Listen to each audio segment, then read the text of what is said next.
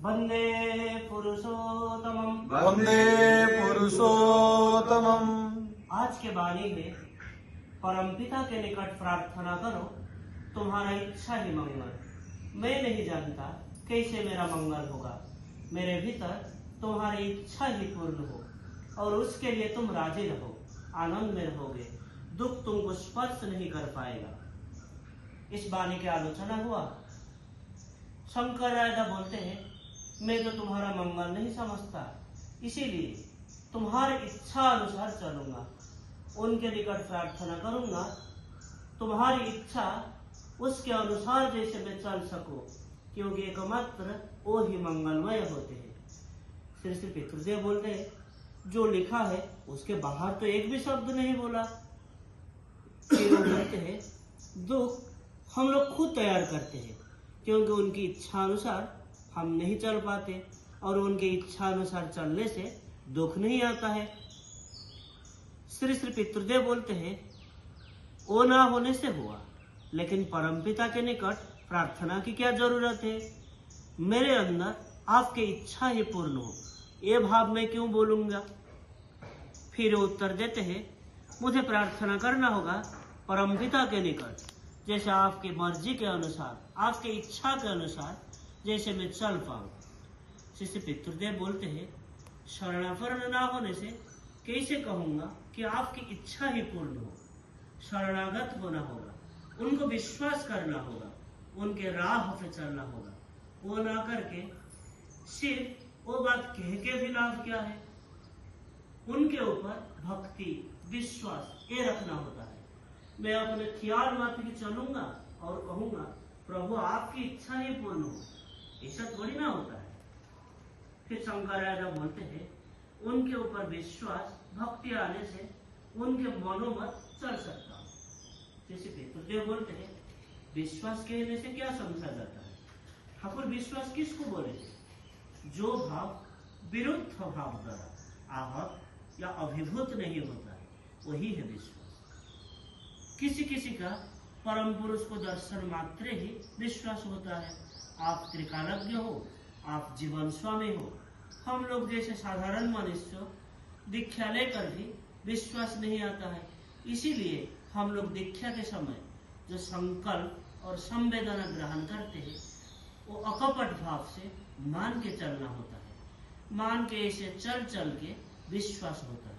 सारे संकल्प मान के ना चलने से विश्वास नहीं आता है। श्री श्री पितृदेव पुनराय बोलते हैं, मैं दुख के काम करने से दुख तो आएगा ही, तब वो किसी भी दुख को गंभीर प्रतीत होता है।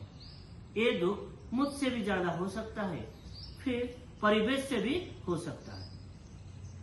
शंकराचार्य बोलते हैं, ऐसे एक आदमी की जरूरत है जिनको पकड़ के चल के मेरा दुख दूर होगा। श्री पितृदेव बोलते हैं, मेरा प्रेष्ठ वही है जिनको पाके मेरा मन भरपूर हुआ है। इष्ट स्वार्थ प्रतिष्ठा ही मेरा जीवन का मुख्य उद्देश्य है, और इसीलिए मैं ऐसे काम नहीं करता हूँ जिससे वो व्यथा पा सकते हैं। शंकरदा बोलते हैं, वो भाव रहने से दुख का बोध भी नहीं होता है। श्री पितृदेव बोलते हैं, लेकिन वाणी में तो है, इच्छा करने से उसको भगा दिया जा सकता है, वैसे कहना होगा। हरिपद्दा तुम बोलो। हरिपद्दा बोलते हैं, मनुष्य के प्रकृति दुख नहीं चाहता है, आनंद लाभ करना चाहता है, और दुख को भी इसीलिए इच्छा करने से भगा दिया जा सकता है। श्री पितृदेव बोलते हैं, दुख पाने जैसा अगर कोई करता है अथा जाके कहता है मैं कुछ नहीं जानता, वो कहने से थोड़ी ना होगा।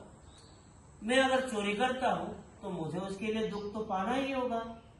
फिर थोड़ी देर रुक के पुनराय बोलते हैं, मनुष्य को साधारणतः दुख क्यों होता है, किससे दुख आता है। खाद्याभाव से दुख होता है, कोई प्रियजन की वियोग से दुख होता है, एक्सीडेंट या दुर्घटना से दुख होता है कि नहीं। कोई प्रियजन असुस्थ हुआ और उसको अच्छा करने की कोशिश ना करके वो अगर मर गया तो दुख तो होगा ही। एक अवस्था है, फिर सोचो उसको अच्छा करने के लिए कोई प्राणपणे कोशिश करता है, फिर भी वो मर जाता है। तब ठाकुर के निकट अगर जाके निवेदन करता है, दयाल आपकी इच्छा ही परम मंगल, तो फिर ये जो दुख बहुत हद तक लाघव होगा। या इसे सोचो, तुम्हारे घर में एक आदमी आके काम करता है और घर से कोई चीज चोरी करके लेके गया। घर के लोग जाके उसके विरुद्ध नालिश कर रहा है। उस क्षेत्र में तुम अगर ये कहते हो, ना ना उसका जरूरत था, अभाव था, इसीलिए लेके गया है, ऐसे अगर सोचते हैं तो सांत्वना आता है। ये भाव लेके तुम अगर उसके जो चोरी किया है उसके साथ ठीक ठीक आचरण करते हो, तो देखोगे एक ना एक दिन वो तुम्हारे प्यार के निकट बंधा पड़ेगा ही, और तब उसका परिवर्तन होना भी स्वाभाविक है। इससे उसका भी मंगल और तुम्हारा भी मंगल। फिर सन्मुख में बैठे हुए सारे कर्मियों की ओर देख के बोलते हैं, अच्छे काम करने से प्रारब्ध भी मदद करता है, सदगुरु के दया से और भी प्रोग्रेस होता है।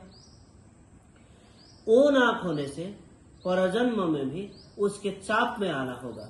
जैसे ए जन्म में कोई अच्छा काम करके अगले जन्म में कोई धनी अमीर के घर में पैदा हुआ, अमीर होके धन संपत्ति अगर कुकाम में व्यवहार करता है तो फिर वो नीचे उतर आता है।